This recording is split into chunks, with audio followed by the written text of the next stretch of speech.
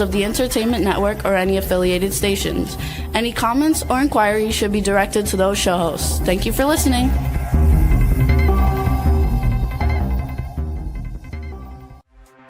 Hey everyone, and welcome to 50 Shades of Bullshit.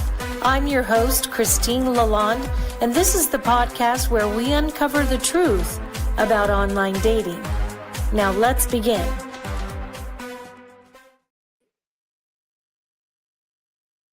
Yes.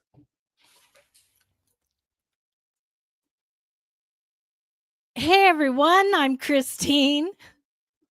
And I'm Steve. I'm becoming the regular temporary guest host. I love it. And this is 50 Shades of Bullshit, everybody. We are having some wild, interesting technical difficulties today. We almost weren't able to do the show, but we are thrilled to be here, even if there are a few glitches. It's all good. It just reminds me of the good old days when we started out and we were glitching everywhere. There's always a learning curve, you know. So curve. God, I cannot speak either. So hi, here we are talking on a podcast where I can't speak. So thanks for being here again, Steve. How are you? I'm good. I always love being a guest with you, or a guest host, or a guest co-host, or whatever you call me. I'm not big on titles. I love it. I'm glad you're here. You know, before we get into the show's called Facing Fear and Reclaiming Power. I want to tell this cute little story that happened today. Okay. I played matchmaker in real life. Mm-hmm. So I'm in the post office after work. It's still work. I'm still working, but I'm dropping off stuff at the post office before I head here. Mm-hmm. And there's this little old lady standing in line, and then it was a little old man standing in line. And I say little old because they're shorter than me, you know. And they're cute as hell. They're like 70s, 80s, until I asked the old guy, and he's like, I'm 92, but don't tell anybody. I said, I won't tell anybody. So anyway. Now you're telling everybody. Right. They don't know him, so it's all good. So we are standing in line, and they're chatting, this little lady and guy. And she goes up, and it turns out they're not together. So she's up there. She does her stuff and she walks out. And he turns around and looks at me and goes, man, didn't she have beautiful hair? And I said, yes, she did. Do you know her? And he goes, no, I'd like to know her. I go, well, is she? Go ask her. And he goes, oh, no, I can't. So I go, we're going to find out if she's single. So I start to turn, and the girl ahead of him goes running past me. She runs out the door and says, hey, ma'am, are you single? This is a group setup. So then the lady goes, oh, yes, I am. Why? She goes, please don't go anywhere. Please don't go anywhere. So I go, sir, she's single. I go, get out there. And he goes, what do I do? I said, you ask her for a number and ask her out. He goes, what about my spot in line? I said, I'm saving your spot in line. Now go get her, tiger. And he goes running out there, and the girl comes back in, and we're all like watching out the window, me, her, and this other lady. Now more people are coming in, and we're like filling them in. We're matchmaking here, folks. Yeah. They're talking, and we're like, is she going to ask? He's going to give her. And then she gives him her number, and we all start cheering. Did they hear you think? Probably. And the guy who's doing the working at the post office is like, oh my goodness, where's my matchmaker? Like, people in line are like, we're single. And then the old guy comes back in with this beaming smile, and he's like, thank you for saving my spot, and thank you for matchmaking. She said yes. No. And we're like, great. So I'm like, hey, Tom, how old are you? He's like, 92. Don't tell anybody. I swear to God, I thought he was like 78 to 82. And do we know how old she was? No, but I definitely younger than him. And she was just this tiny, skinny little thing with this big head of blonde hair, and it was wavy, and it was beautiful. And I just said to Tom as he was leaving, I said, "Hey, Tom, we just need to be invited to the wedding." And he's like, "Okay." Oh. So now, then after that, everybody was saying, "Don't forget me. I'm single too." It's interesting, quite an interesting segue into fear, because look at this, 92, 93 years old, still afraid to say, hey, I like you, or hey, I'm interested in you, or hey, are you single? Whatever it is, that it almost sounds like there was this quality of boyishness that came out when he was talking to you. Yes, isn't that cute? Yes, and it's so great to know that I don't have to feel so bad when that comes up for me too. It actually feels so good to be part of that kind of thing. Well, I Yeah. want to bring Julie in real quick because we're going to be talking about the stuff, and I want her input too.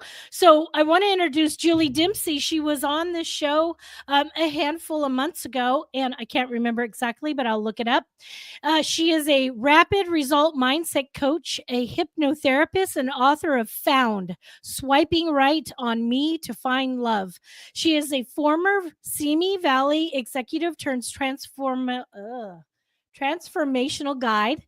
Julie specializes in helping people uncover and release the subconscious fears that keep them stuck, not just in dating, but in every area of life. Let's bring Julie on. Julie, my Hello. girl. Hi, Hi. so good to be here with you. So happy And you're here with us again. I'm single too. Are you going to set me up? Yes. I'm guessing you're not looking for a 92-year-old, though. No, I'm not. But when my grandfather was that age, Yeah. he wouldn't have needed you, Christine. He would have done that all on his own. I've got to channel my grandpa sometimes. Well, I flirted with a dude in my elevator that's not from my building yesterday. I was really hoping he would say, "Oh, you live here?" Obviously.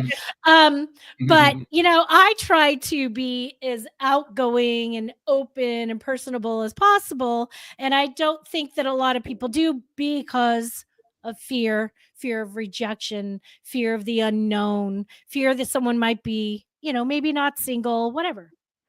Yep. There's so many fears that hold people back when it comes to dating. And it's not just dating, it's also getting into relationships. And it's a lot of things they hold from childhood, from fears that were created around different aspects of their life then, about not fitting in, not being enough, not being lovable. And then we go on through our dating and relationship years and get, unfortunately, a lot of reconfirmation of those things a lot of the time. And so it holds people in fear. And when they're in fear, they're not able to show up as their true authentic self. That is that lovable being that they want to show to the world. Yeah. Yeah. I think that many fears today are about, survival, but also about rejection, failure, vulnerability, being judged. And it's our subconscious minds that keep us in these loops of patterns of like, keep us safe, but actually, instead of it keeping us safe, it's keeping us small. Exactly. I had a client a while back who was in her 40s, and she had the love of her life when she was like late teens, early 20s, and he broke her heart, and she didn't have a date since then because she was so fearful. Yeah, to give her heart, and this would happen again. And we were able to successfully do a hypnotherapy session where we were able to rewire her thoughts and beliefs and open her up to the possibility. And happy to report she started dating not long after that. But it takes some real serious contemplation, if not on your own with a professional, to be able to look inside and say, what are those things that, started out in life protecting me and are now holding me back? And really examining and realizing that's what's happening, and being ready to say, I want to switch that. I want to change that. Yeah, that's one of the things that I had listed as a tool today was mindset shifts with hypnosis and how it can be a subconscious way of unblocking subconscious issues. And it can really help with a fear loop of being able to choose different type of responses. I think that's very valuable.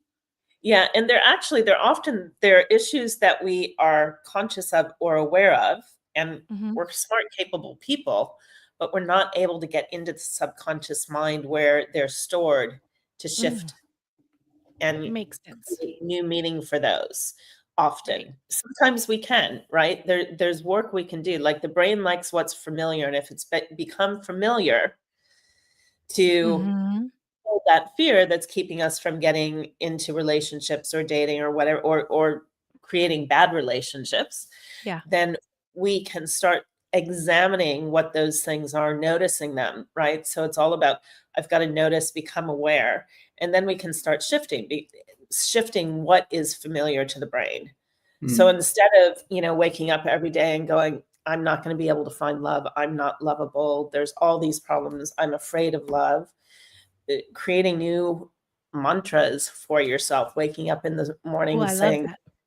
look in the mirror and start with saying to yourself, which is not an easy thing to do, I love you. A lot of people are fearful of that. So start there and get to Right. the point where you're able to do that, Is and that then open sad? yourself up.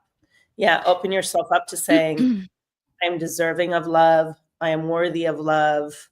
Love is coming to me. Mhm. We Mhm. don't want to say, I'm no longer afraid of love, because what the Right, brain, because the word fear is still there. exactly, Mhm. exactly. Yeah. Mhm. I love that, Julie. So I have a little list here that is how fear shows up in love, work, and self-expression. How it shows up in dating is rejection and feeling like you're not being enough. How it can show up in a career is fear of success or failure, and an imposter syndrome. That's very big. And in daily life, fear of setting boundaries or speaking up or being seen. Yep. That was my list. What's your thoughts, Steve, on those type of things that show up in different parts of life? Well, it's interesting because you said that last one, being seen. I think more than anything else, that's what we want as human beings, to be seen and valued, Yeah. appreciated. And I think in some ways it also terrifies us. So it's kind of this double-edged sword of like we really Yeah. want to take up space and be appreciated and seen for all of us, the good, the bad, the crazy, and and Mhm. and known.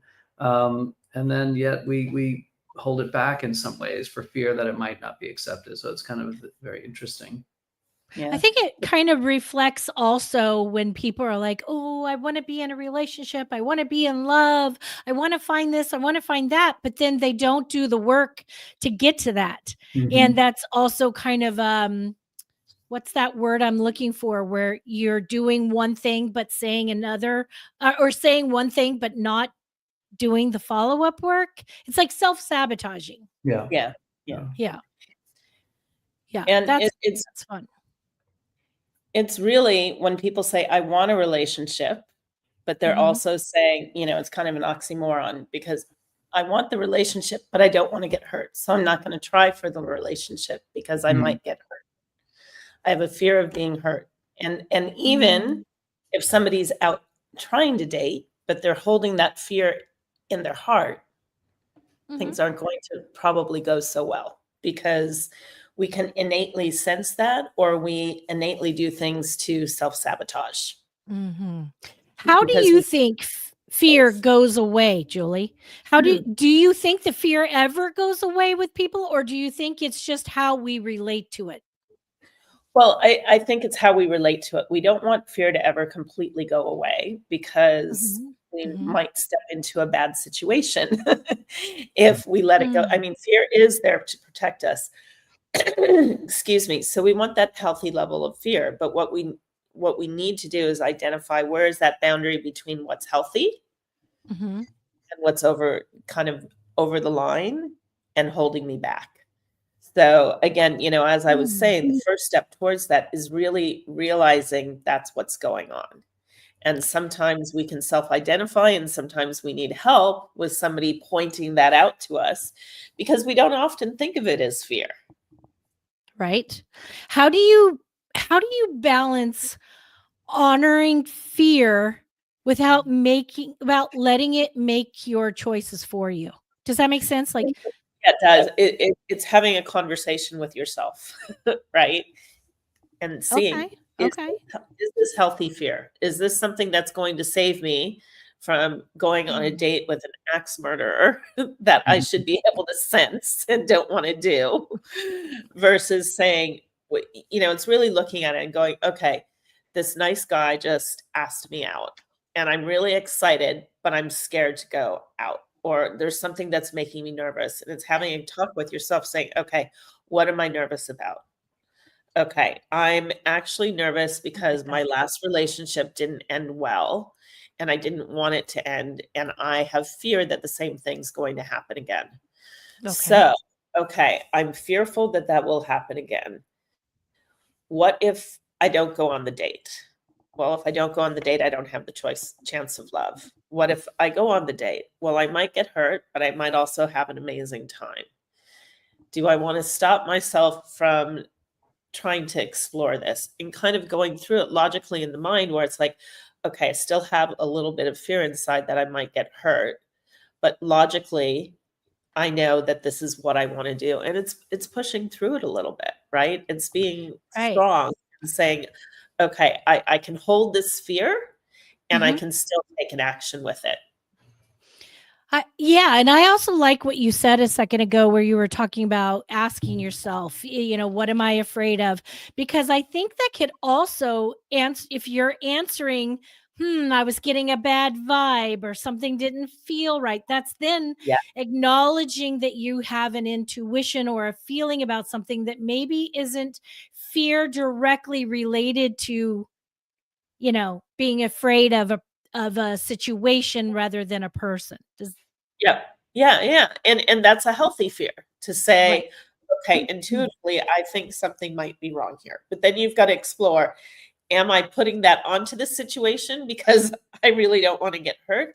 Or am I putting this onto the situation because this person has given me signals that they might not be safe? And it's trusting yourself. You've really got to trust yourself, especially if you're feeling like this might not be safe. And I can tell you, like, through the work that I've been doing, my intuition has heightened, and I can have just be messaging with somebody new and get that feeling, right? I was just talking about this with somebody yesterday, where two guys might send me the same exact text, and one of them I'm like smile, and the other one I'm like annoyed by, and I haven't met either of them yet. So what is that? That's my intuition of who I might actually click with and who I won't. And I've tested that out by actually going on some dates, and my intuition's right. Yes, I love that. I have a very unfortunately familiar experience on some of the dating apps where someone will respond, and I'll just have this hit that this is a fake profile, and they're just trolling for, what do they call it? Scamming or right. I forgot what the word is, but there are some hints in what they say, like there's typos or their grammar is improper. But there's also that feeling that you just mentioned. That's like, oh, this feel. And the number of times that I've engaged anyways, just because I'm bored and wondering how it's going to show up. It's kind of funny, but I know what you're talking about. Via text, you can still feel it. That wild energy is everywhere. We're all actually connected energetically. And I don't think people really realize that when we're arguing with another person, we're arguing with another part of ourselves. Mm. It's like when we hate a person or a culture or whatever, we're hating something that's just innately part of all of us. And it's crazy because our energies are really connected. And, people think that feeling energy or feeling this or that is woo woo, but it really isn't. It's scientific, and we all have it, and we're all connected in that way. Yeah. It's like, what are all the unconscious cues that my nervous system is picking up on that we haven't yet found a way to measure, but we feel it. There's something, and I think we call it intuition. And then there are people kind of dismissive about the word intuition, but there are subtleties that we can sense that we don't know how we're sensing it, but somehow, I mean, there's billions of neurons gathering information and feeding it, like billions of neurons. Like, that's a lot of information that how could we actually articulate what this is, but we feel it. Yeah. And a lot of people will use the word gut feeling, as well. So Yeah. people need to trust that. I didn't trust it when I was younger. I just thought that I just had this fucking stomach, and why did I get all weird sometimes? I just didn't get it. And because I was living in trauma. So once I was removed from that and, I understood what it was, I started to understand that trusting my gut, my intuition, my instincts was really important. And it's changed my life. And I think that other people can really tune into that and help themselves. Yeah. And if you think that's too woo-woo, go back to what Steve said. And there's, billions of parts. Billions. That's going into it. And it's scientifically proven. Yeah. And that's what the healthy fear is, right? It's pulling that together and going, I'm going to use this information. I'm going to pay attention to this information. It's important. Now, I wrote down some questions for you regarding how to take that power back, how to move through once we've acknowledged that we're fearing something. How do we move forward to, overcoming, breaking through, taking power back? So, can you walk us through a practical way that someone listening today can start to shift a fear that they're stuck in? Yes. So if it's a fear, let's take one. I'm not lovable. Okay, perfect. Right. If the fear is, I am afraid that I'm not lovable, so somebody's going to break my heart. It's going back to looking at, is that true? Is that really true? Looking at proof points. Well, I have good friends that love me. I have family members that love me. And then coming back to the origin of, I love myself. And if you're not there yet, that's the first place to start with the work. Yes. Getting to the point where you can feel that self-love, because if it's not something you can give to yourself, somebody else can't give it to you. But we start there. And so we look for those proof points. And we say, okay, I am actually lovable and I'm worthy of love. And I've got proof in the past that I have been loved. Well, is it rational to believe that everybody on this planet should love me? Do I love everybody on this planet? Good point. Right? Good point. So why should I be fearful of somebody not wanting to enter into a relationship? I love that. My mindset to say, you know what? That's not the right person for me. So I'm not going to be afraid of that. I'm going to embrace that. I'm going to embrace the fact that I am going to find the right person. And along the way, there are going to be people that aren't right for me. And that's perfectly okay. So you're preparing your mind to step through and get to the point where you say, okay, so with all of these things thought about, considered, and bringing that into my mindset. And the best way to do this, again, is it's hard for it to happen overnight, but our brain will take in new information, create new neural pathways over a period of 30 days.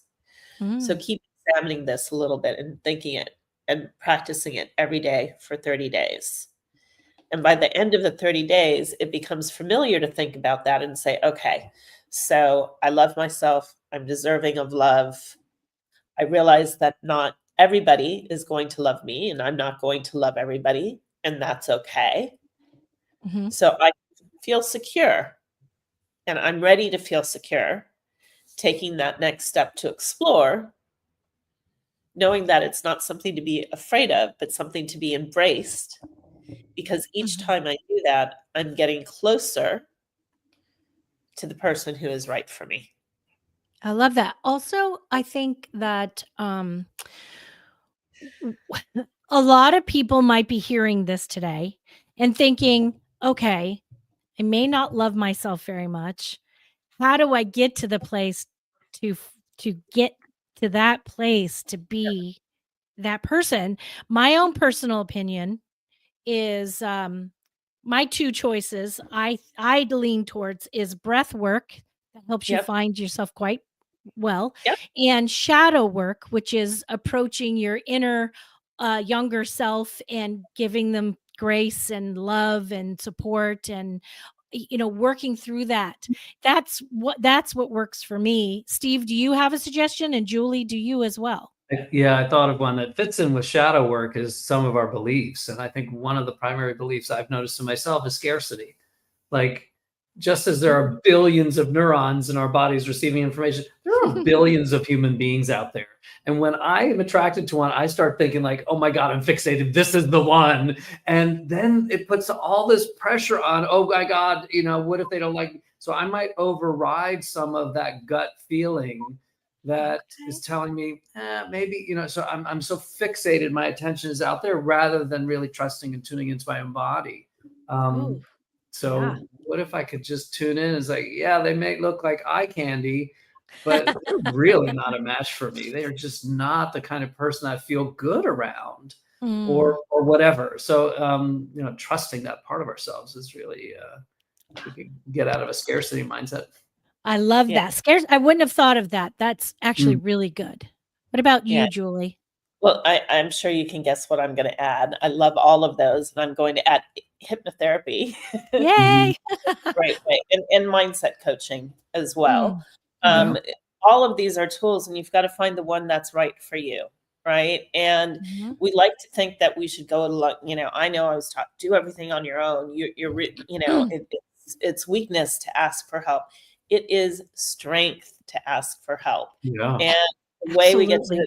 place we want to be on our life is creating a team around us who are helping to support that growth and those shifts. And I all love of that. those things are really beautiful ways to work through, and different tools that can be used. That's great. I love that. That is great.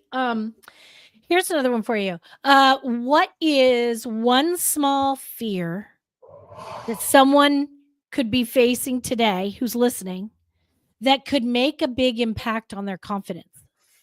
So one small fear that someone could be facing today that could be making a big impact on their confidence. Yep. I'm afraid of what Yeah. I'm afraid of what somebody's thinking about me. Oh, Right? that's a good one. Just Okay. walking down the street, somebody gives you a funny look and you're like, oh, they're judging me. Oh, yes. Right. Mhm. Or you look at, you see somebody else or that person who's judging you looks like they have it all together. And you're like, oh my God, I'm not as whatever as they are. Mhm. So it's stopping the comparison, Ooh, that's a good one. comparing Mhm. yourself to other people. And it's stopping worrying what anybody else thinks and realizing that there's only one person that matters. Yes. And the best way to build your My mother, confidence. right? Well, if my mother's watching, she'd say the same. My So mother passed away, but she's still in my head, right? That's not one thing, it's your mother. But it's really coming back to that conversation with yourself and saying, I am enough. Mhm. And coming from that self-belief and building your own confidence, so that voice of mom or anybody else gets reduced. Mhm. Mhm. And the biggest thing is being as kind to yourself as you would be to somebody else in the world that you really care about, because we tend to forget that we are harder on ourselves than we are on anybody. And a lot of the work I'm doing with clients, I'm like, do you hear yourself? Would you say that to, your daughter, your best friend, whoever? And they're like, absolutely not. It's like, well, why would you say that to yourself? Yeah. When you were just talking about that, I had a flash of when I did my very first breath work session. Yep. And I had no idea what it was going to be like or how it was going to be and what. I just was like going to go with the flow. And in the middle of it, the guy guiding you originally at the beginning says, hey, if you start to feel this pain in your body, get up on all fours and rock through it and just keep breathing through it, because it is trauma coming through. And I was like, oh, shit. Okay, I didn't think anything about it. I'm like, that's just not going to happen to me. Oh, yes, it did. And I'm rocking, and all of a sudden, the words shot out of my mouth. I'm not good enough. I've never been fucking good enough. And all this pain just started just rising and coming, and it was like this voice, this thought. I don't know if it was my mom, my grandma, my inner whatever, or my subconscious that said, what the fuck does it matter? You're good enough for yourself. You have always been good enough for yourself. And once I started letting that go, I just started crying and thinking, I am good enough for myself. All of that was gone. Like, I've never since then, this was like 1, 2, 3, maybe 2 or 3 years ago, 2.5 years ago, that it doesn't matter who I meet. I don't care if I'm good enough for them. I'm good enough for me. So therefore I'm good enough. So what does it matter? And it has made all the difference in my life. I love that. I love that. It makes a difference. It does. I have a question, may I ask a question about hypnotherapy, and maybe you could shed some light on how that really works, because I know a lot of modalities, particularly cognitive modalities, have you identify a belief or a limiting belief or an issue, and then try to connect the dots to see what were the origins of that. Somatic work, not necessarily connecting the dots, but feeling it in your body, creating some movements like what you just talked about with breath work. That was just movement and breath that allowed something to come up. Well, where did that come from? So my question about hypnotherapy, is it something where connecting the dots consciously is necessary, or even one of the goals? Or tell us a little bit about that. So yes and no. It depends on I was expecting you to say want to go. That was a great question. Yeah, it is a great question. So for some, we want to get to that root cause, and we want to understand. And the difference between like cognitive behavioral therapy and talk therapy is then you talk through all of it, and it takes a long time. I don't like it. I'm not a fan. Listen, it has its place, but it does take a long time, because you're talking through everything, and it's the self-discovery. Like, I personally get tired of hearing, well, what do you think? And I'm like, what the fuck do you think? Right. Like, yeah. Be here if I didn't need help.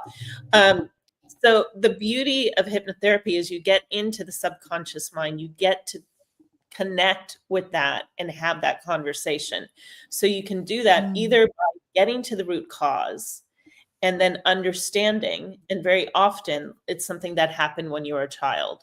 So I'll take the person back and say, okay, let's re-examine that.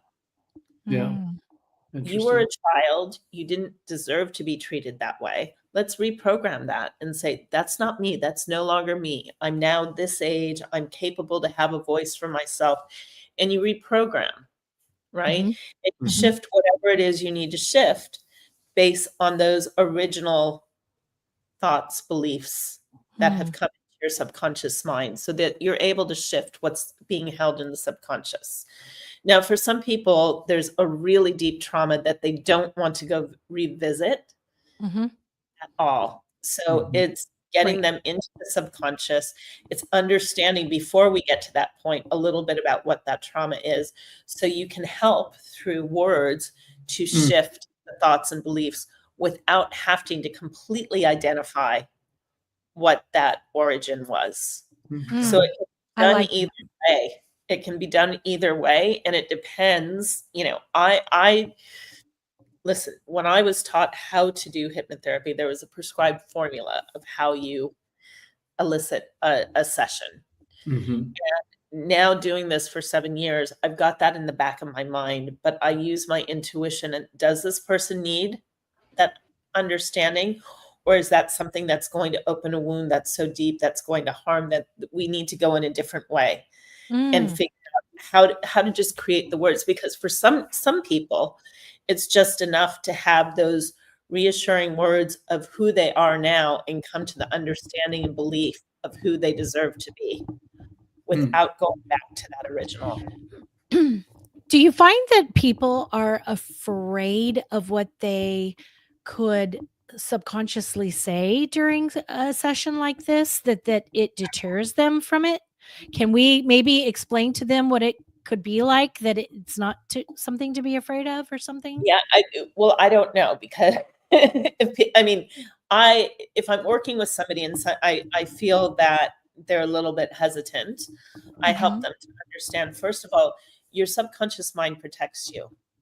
Okay. So it's only going to go as far as you're ready to go today. Mhm. Yeah. If there's Okay, that's good. That's great. Okay. if it's something you're not ready for. Like, once I was working with a client who, it was business, and she wanted to get into, she needed to present her business and had a fear of public speaking.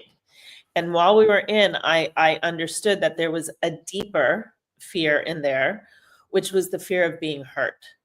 Mm. And Mhm. so I kind of gave a suggestion of, when we were talking about something from her history, would it be fair to say blah, blah, blah? Nope. I'm like, okay, we'll Sure. leave that alone. Like, she's Yeah. not ready to go there. That's it. We'll just focus on. And I knew Mhm. that would have unlocked so much more than Mhm. just the fear of public But you speaking. could tell she wasn't ready to go there. There, her Mm. subconscious mind wasn't going to let her go.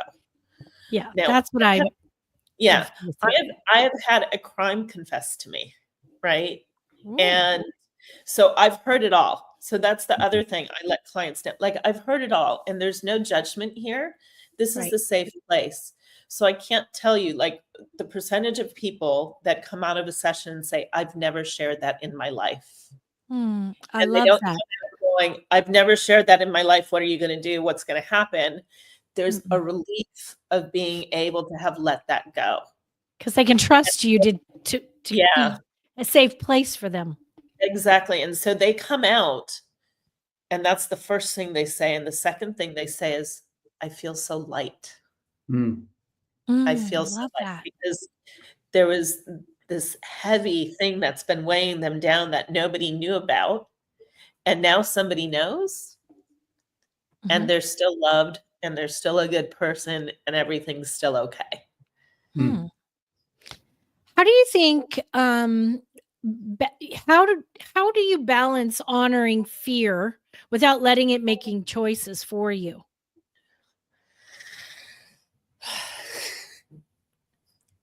It's, again, it comes back to what we talked about already, having that conversation with yourself or with a professional to have them help you through that, so that you're really examining it and Did saying, I ask that question already? no, no, no, no, no, no. I'm just saying, I feel like I'm I feel like all of a sudden I thought, "Did I no, fucking lose my mind and Before ask that Julie question joined already?" us. It was you and I were talking about that before Julie hopped ah, on. Okay. okay. I was like, "Wait a minute, I Then, wanted to ask you this, but I think I asked you." Yeah. Between the two of no, us, we remember.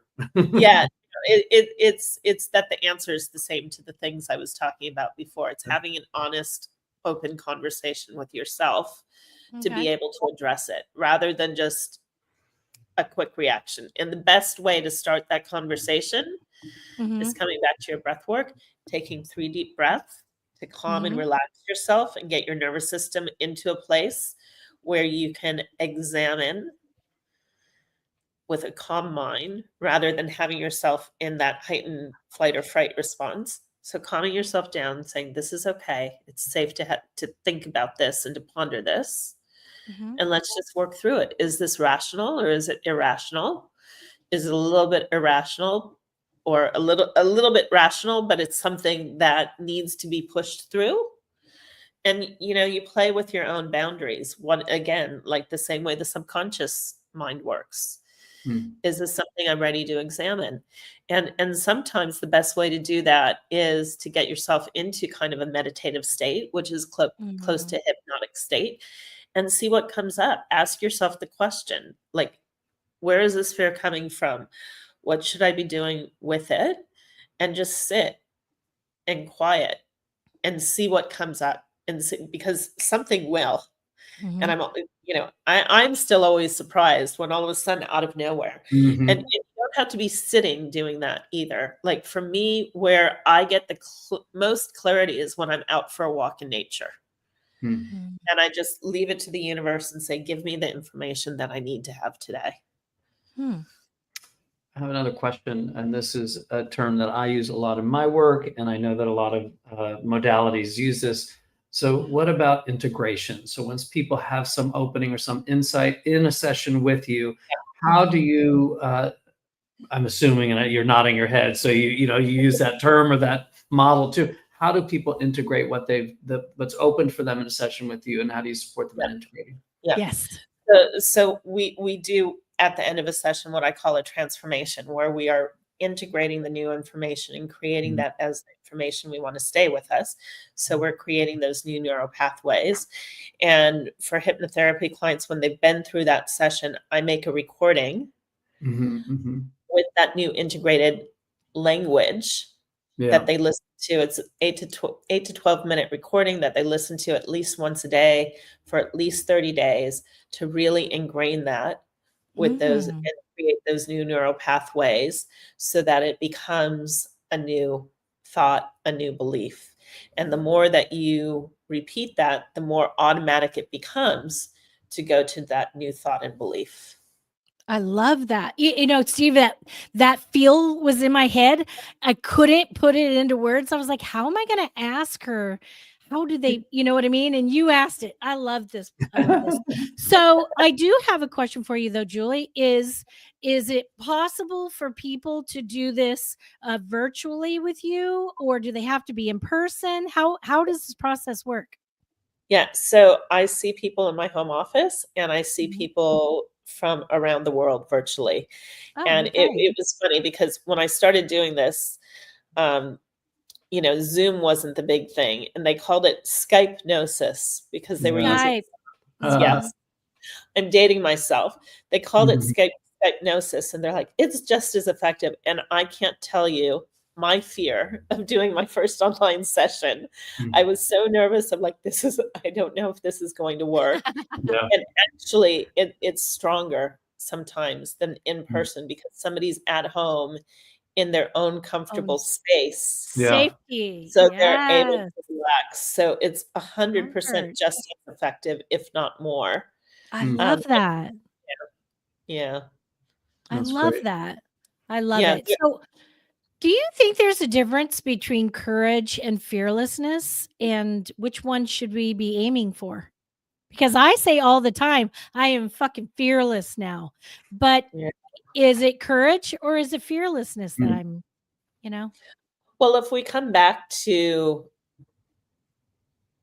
what the brain hears, in fearlessness, it still starts with fear. Fear.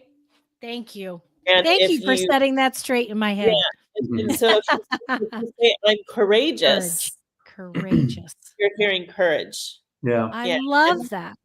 If I just imagine as a somatic practitioner what that brings up in my body, fearless is like I'm bracing myself already to run forward and charge forward like I'm a crusader. Yeah. Whereas courageousness is more like a posture. Like see, even this old bird learned something new. Yeah, how about that? I love that because I have been for a while now. I have lost this heavy fear in life, and so I constantly say I'm just fearless now, and it didn't feel right, and but I didn't know what else to use. So courageous or courage, I love that so much more. Yeah, it's always going to the positive word. And, there are so many words that have a negative connotation, right? like failure, for example, has such a Yes. negative connotation. And I work with people who are starting businesses, new businesses all the time. And the reality of the fact is the majority of new businesses will, quote unquote, fail. And so, what I always work with people to understand is we need to redefine what failure means. Because in my book, the only failure there is if you don't learn from what you're doing. Mm. And shutting down a Okay. business, I've worked with many people who've shut down a business and gone back to corporate life that they hated and now they love it. So, because they've been able to take the skills and the understanding and the way they handle things into the new. And then if you want to tie that back to dating, let's think about, rather than a relationship failed, it had its right ending. And I'm on to find a new one that's going to serve both of us better than the past one did. And that past relationship served its purpose too. Yeah, because I see everything as a learning experience. You know, I may have dated somebody who wasn't the right person, but I got something from it that makes me a better partner for my next opportunity. Or it also shapes my brain into, yes, this is a boundary. Yes, this is a value to me. Yes, these are things that I need in my life. And I wouldn't have discovered them if I hadn't dated a certain someone. So Steve, you were going to say something a second ago? Well, yeah, like we can recontextualize failure. Like I was meant to have this lesson with this person. So rather than, oh my God, what a horrible relationship. But like Julie was saying, if you're not learning the lesson, you keep repeating that and keep being drawn to the same kind of person. It's like, okay, you didn't learn the lesson. You know, I've had repeats before, like, I guess I didn't learn the lesson again. I guess I didn't. Yeah. Well, that's the whole point of being here on earth. The life that you're in right now, we're here to learn whatever challenges we're supposed to, whatever opportunities we're supposed to. It's about learning. I mean, this is the whole point. Julie, how do they find you? Well, they can find me on my website, which you see my name there. That's how it's spelled, juliedemsey.com. I'm going to spell it for them really quick. Okay. It's J, for all those who are listening, JuliedDems, as in Sam, EY. Julie Demsey. Yep, juliedemsey.com. It's funny you say that. I do the same thing with the S's in Sam. Yes, because that, that sounds like S and F are so close. Yeah. But how else? They can find you on Instagram and things like that. Find me on Instagram. They can send me an email at julie@juliedemsey.com. Yeah. I love that.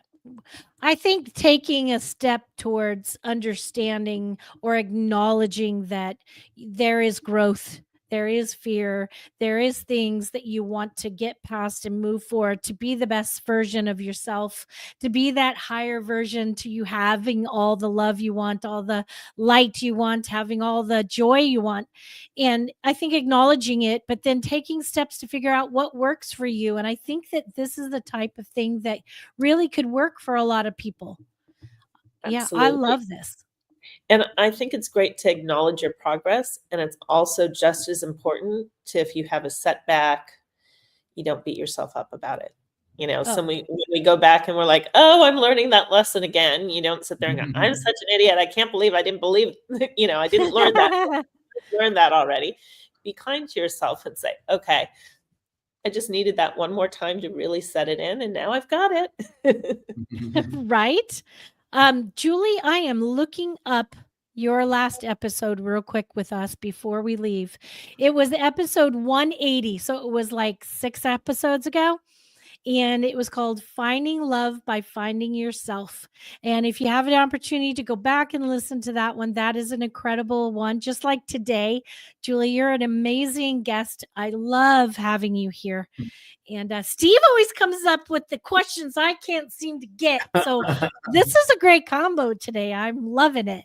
Hey. Yeah, lots of fun. Great to be with both of you. Really great. Yeah.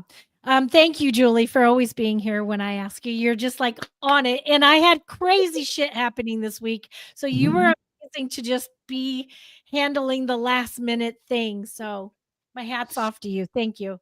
And Steve, you're the man. Thanks for being here. Yeah, my pleasure. Well, time flies way too fast. We are going to be here again next week, same time, same place. And until then, let's just keep this shit real.